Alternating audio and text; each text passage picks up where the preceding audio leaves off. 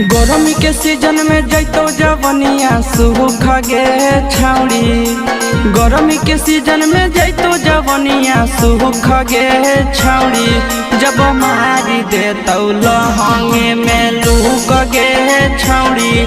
जब मारी दे तो लहंगे में लूक गे छाउड़ी। आगे बढ़े लगतौ दिने दिने दुख गे छाउड़ी। आगे बढ़े लगतौ दिने दिने दुख गे छाउड़ी। जब मारी दे तो लहंगे में लूक गे छाउड़ी। जब मारी दे तो लहंगे में लूक गे छाउड़ी।